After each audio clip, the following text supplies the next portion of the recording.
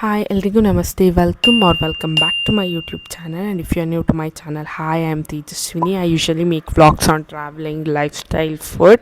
And if you're a person who loves all of this, please don't forget to subscribe to my channel. ಇದು actually ಬಂದು new year ದಿನದ vlog ಆಗಿರುತ್ತೆ, ಅಂದರೆ January 1st vlog ಆಗಿರುತ್ತೆ. New year ದಿನ ಎಲ್ಲರೂ party celebrations ಅಂತ ಮಾಡ್ತಾ ಇರ್ತಾರೆ. ಬಟ್ ನಾನು ನನ್ನ ಫ್ಯಾಮಿಲಿ ಜೊತೆ, ಅಂದರೆ ನಮ್ಮ ಅಪ್ಪ ಅಮ್ಮನ ಜೊತೆ ದೇವಸ್ಥಾನಕ್ಕೆ ಹೋಗಿದ್ದೆ. ಸೊ ಯಾವ ದೇವಸ್ಥಾನ ಅಂತ ಈಗಲೇ ಹೇಳಲ್ಲ, but you need to wait for some more time.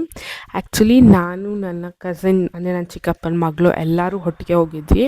ಅವಳು ಯಾವ ಥರ ಅಂದರೆ ಹೊಸ ಆ್ಯಕ್ಷನ್ ಕ್ಯಾಮ್ರಾ ತೊಗೊಂಡಿದ್ನಲ್ಲ, ಅದನ್ನ ಎಕ್ಸ್ಪ್ಲೋರ್ ಮಾಡ್ತಾ ಇದ್ದಾಳೆ ಅವಳು ಫುಲ್ಲಿ.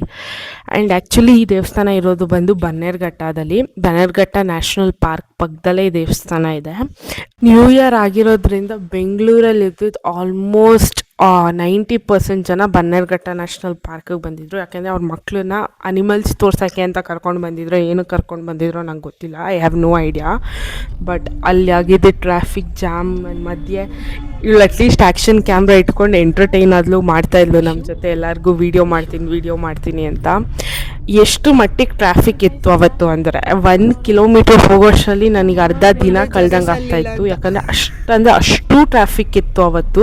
ಇನ್ನು ನಾನು ನನ್ನ 1.5 year old ಪಾರ್ಥನ್ ಕರ್ಕೊಂಡು ಬಂದಿದ್ದಕ್ಕೆ ನನಗೆ ಇರಿಟೇಷನ್ನೇ ಸ್ಟಾರ್ಟ್ ಆಗಿಬಿಟ್ಟಿತ್ತು. ಆ ಟ್ರಾಫಿಕ್ ಮಧ್ಯೆ ಅವನಿಗೆ ಒಂದೇ ಕಡೆ 1 hour ಮೇಲೆ ಎಲ್ಲೂ ಕೂತ್ಕೊಳಕ್ಕಾಗಲ್ಲ, ಅವ್ನು ಇರಿಟೇಟ್ ಆಗ್ತಾನೆ ಫುಲ್ಲು.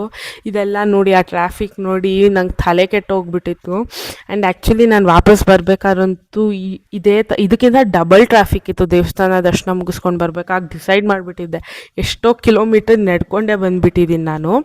ಇನ್ನು ನಾವು ಆ್ಯಕ್ಚುಲಿ ಬಂದಿದ್ದ ದೇವಸ್ಥಾನ ಬಂದು ಖಾಟು ಶ್ಯಾಮ್ ಅಂತ. ಇದು ಯಾವ ಥರ ದೇವಸ್ಥಾನ ಅಂದರೆ, ಇಲ್ಲಿ ಬೇಸಿಕಲಿ ಬರೋದೆಲ್ಲ ಸೇಟುಗಳು. ಇದ್ರದ್ದು ಮೇನ್ ಬ್ರ್ಯಾಂಚ್ ಬಂದು ರಾಜಸ್ಥಾನದಲ್ಲಿದೆ. ಕರ್ನಾಟಕದಲ್ಲಿ ಇದೊಂದೇ ಬ್ರಾಂಚ್ ಇರೋದು, ಅದು ಬನ್ನೇರುಘಟ್ಟದಲ್ಲಿದೆ. ಇನ್ನು ಈ ದೇವಸ್ಥಾನದಲ್ಲಿ ಇರೋ ದೇವ್ರ ಹೆಸರು ಬಂದು ಖಾಟು ಶ್ಯಾಮ್ ಅಂತ. ಇದನ್ನ ಗಾಡ್ ಆಫ್ ಕಲಿಯುಗ ಅಂತಲೂ ಹೇಳ್ತಾರೆ. ಆ್ಯಂಡ್ ಇಲ್ಲಿ ಇನ್ನೂ ಒಂದು ನಂಬಿಕೆ ಇದೆ, ಏನಂದರೆ ಈ ದೇವರು is a manifestation thing of lord Krishna ಅಂತ. ಅಂದರೆ ಕಲಿಯುಗದ ಶ್ರೀಕೃಷ್ಣ ಅಂತ ಈ ದೇವ್ರನ್ನ ಕರೆಯಲಾಗುತ್ತೆ. ಮತ್ತು ಈ ದೇವಸ್ಥಾನದಲ್ಲಿ ದೇವರಿನ ತಲೆಯನ್ನು ಮಾತ್ರ ಪೂಜೆ ಮಾಡ್ತಾರೆ. ಆದ್ದರಿಂದನೇ ನಾವು ಫ್ಯಾಮಿಲಿಯವ್ರು ಎಲ್ಲರೂ Jan 1 ಹೋಗಬೇಕು ಅಂತ ಡಿಸೈಡ್ ಮಾಡ್ಕೊಂಡು ಬಂದಿದ್ವಿ. ಆ್ಯಂಡ್ ಈ ವರ್ಷ Jan 1 ಒಂದು ಸ್ಪೆಷಾಲಿಟಿ ಇತ್ತು, ಮ್ಯಾನಿಫೆಸ್ಟ್ ಮಾಡೋರು ಎಲ್ಲರಿಗೂ ಗೊತ್ತಿರುತ್ತೆ, 111.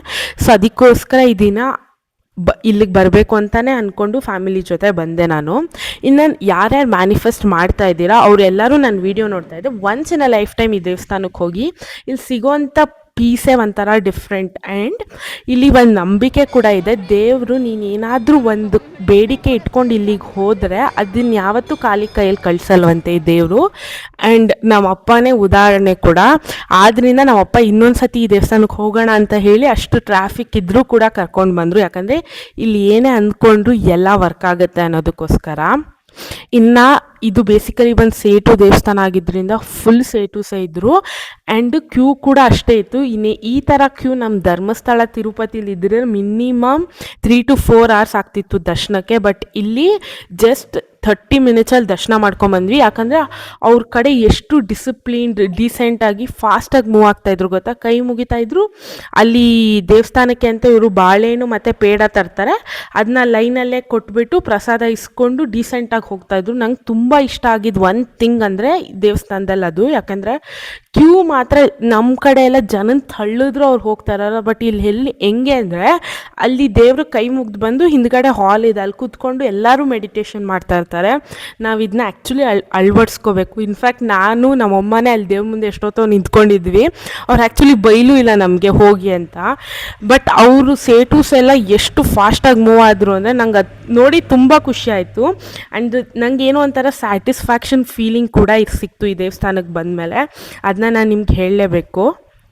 ಇನ್ನು ಇಲ್ಲಿ ವೆಂಕಟೇಶ್ವರ ದೇವ್ರು ಕೂಡ ಇದ್ದಾರೆ, ಸೀತಾರಾಮ ಕೂಡ ಇದ್ದಾರೆ, ಆಮೇಲೆ ಗಣೇಶ ದೇವ್ರು ಕೂಡ ಇದ್ದಾರೆ.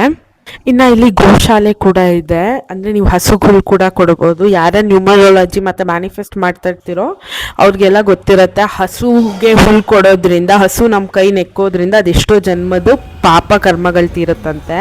ಇನ್ನು ಇದನ್ನೆಲ್ಲ ಮುಗಿಸ್ಕೊಂಡು ಊಟಕ್ಕೆ ಅಂತ ಹೇಳಿ ರಜತಾದ್ರಿ ಪ್ಯಾಲೇಸಿಗೆ ಬಂದಿದ್ವಿ. ಅದಿರೋದು ಗುಬ್ಲಾಳದಲ್ಲಿ. ಇನ್ನು ನಾವು ಇಲ್ಲೂ ಆ್ಯಕ್ಚುಲಿ ವೆಯ್ಟಿಂಗ್ ಬಂದು 45 ಮಿನಿಟ್ಸ್ ಇತ್ತು. ನನಗೆ ಇಡೀ ನ್ಯೂ ಇಯರ್ ದಿನನೇ ಒಂಥರ ಪುಷಲ್ಲಾಯಿತು ಅನಿಸ್ತಿತ್ತು. ಯಾಕಂದರೆ ಎಲ್ಲೋದ್ರೂ ವೆಯ್ಟಿಂಗು, ಟ್ರಾಫಿಕ್ಕು.